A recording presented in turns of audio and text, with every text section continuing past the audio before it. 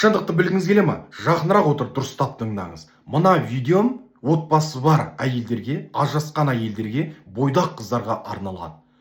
Қыз келіншектер, әйелі бар еркектерге сеніп алданып қалмаңыздар. Қалай сіздерді алдап пайдаланады, сенімдеріңізге кіреді. Өзінің әйелін жамандау арқылы сіздерді сенімдеріңізге кіріп, сіздерді по полным программа пайдаланады. Өзінің әйелін жамандайды. Жақсы көрмеймін, сүймеймін, қаламаймын, тұрғым келмейді, ұнамайды, болғым келмейді төсек қатынасында.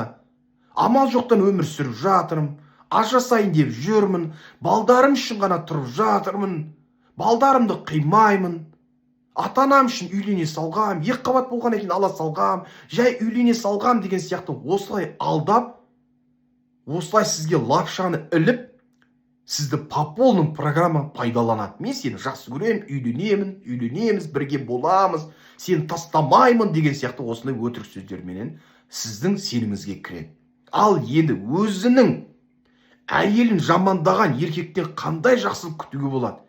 Ойлаңызшы, қанша жыл бірге тұрған, балдарының анасы, әке шешесін қарап отырған, өзінің жағдайын жасап отырған, барда да жоқта да қасында болған, ыстықта да суықта да қасында болған әйелін жамандаған еркектен не күтуге болады?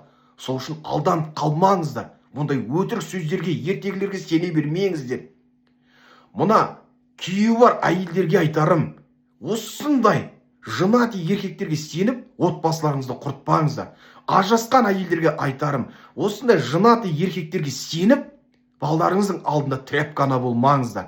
Бойдақ қыздарға айтарым, осындай жынати еркектерге сеніп, өз жас өміріңізді құрбан етпеңіздер. Сол үшін әйелі бар еркектерге сене бермеңіздер, алданып қалмаңыздар.